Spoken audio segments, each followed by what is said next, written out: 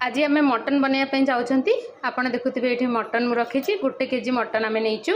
आउ ता सहित आम कौन कौन सामग्री नहींचु सेगुड़ा मुझे आपन को गोटे पर गोटे कहीदे ये आम नहींचु 5-6टी आलू जोटा को काटी देचु आउ किछि पियाज जोड़ा को आम काटी देचु एटा होची पियाज पेस्ट आईटा होची अदा रसुण पेस्ट एटा होची कस्तूरी मेथी को टिके फ्राए करिकी ताको गुंड करि नेचु किछिटा मसला गुंड को आम पानी रे गोली की रखीचु जेमिति की होची लंका गुंड हलदी गुंड मीट मसला गुंड आ एटा नै जो आमे जीरा धनिया आउ गोलमरीच गुंडर पेस्ट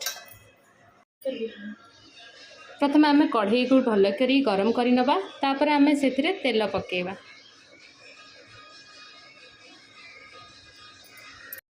तेल रे आमे आलू को भल करी भाजी नबा आलू हमर भजा हे गला देखि नियंतु एबे आमे मसला करिबा आमे फास्ट गोटा मसला पकेबा तापरे पियाज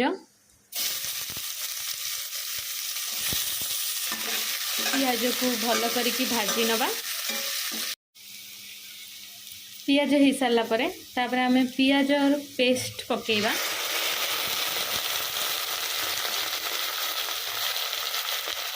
तापर अदा रसुण पेस्ट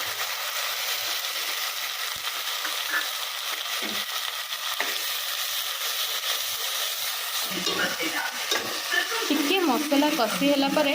आमे ता धरे जीरा धनिया आ गोलमरीच गुंड पेस्ट को ऐड करिबा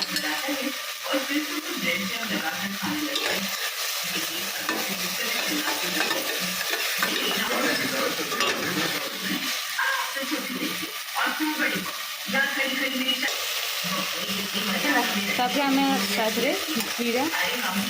मसला गुंड को ऐड करिया मसला गुंड जोड़ा आमे पानी रे गोळेई की रखिथिले ताको ऐड करिबा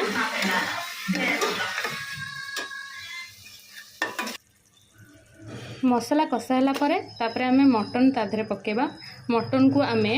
हळदी लूणर देकी मैरिनेट करके रखिथिलु ताको आमे सेटा को ऐड करिबा तापर आमे ताको टिके भल की कषिबा मटनटा को तापर आमे कषी कि ताधरे टिके पानी देकी प्रेशर कुकर रे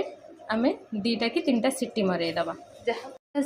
सीटी मारिला परे आपण एबे देखि पारिबे मटन टी पूरा हमर हे जाईची तापर आमे सेथिरे धनिया पत्र ऐड करिबा